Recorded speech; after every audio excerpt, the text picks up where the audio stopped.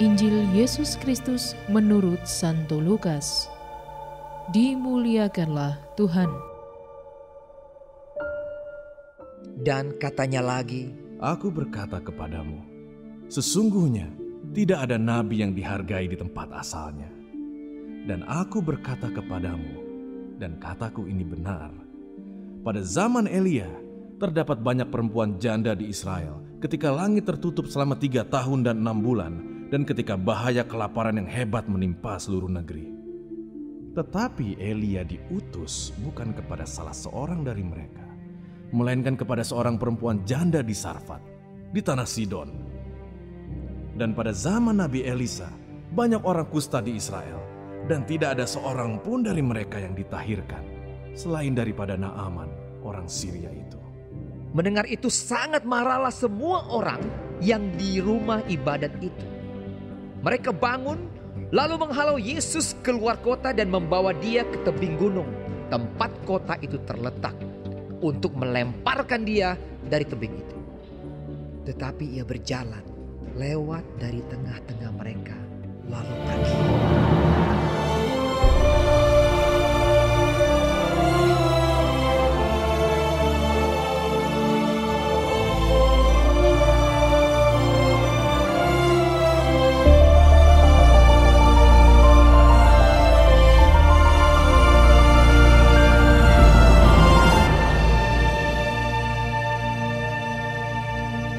Demikianlah Injil Tuhan.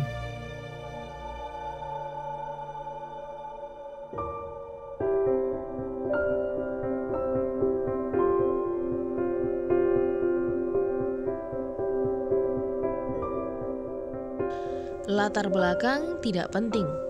Renungan oleh Romo Kardiaman Simbolon Okar.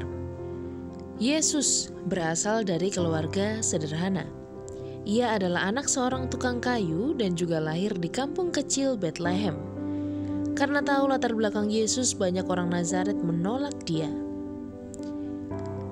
Sahabat Cafe Rohani, apakah latar belakang begitu menentukan? Ataukah karya dan perbuatan Yesus jauh lebih penting? Yesus ditolak di Nazaret karena mereka tahu latar belakangnya. Maka ia mengingatkan mereka akan apa yang terjadi pada zaman para nabi.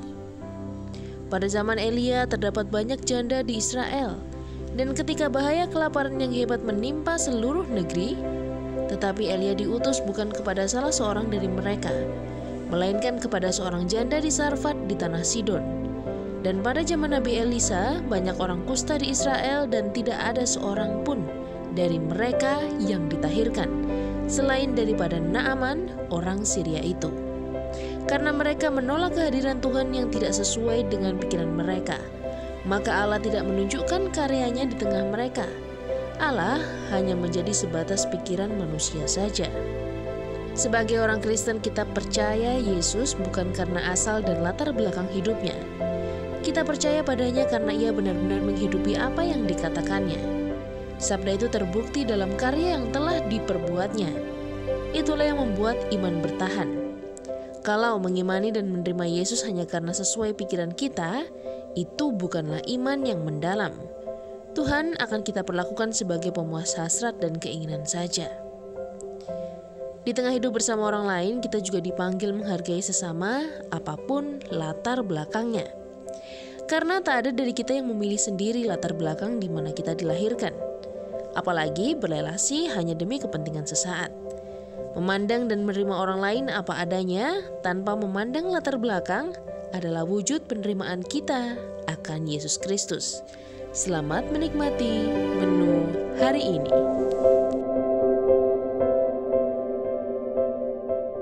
Renungan juga bisa Anda baca selengkapnya di Cafe Rohani edisi bulan ini.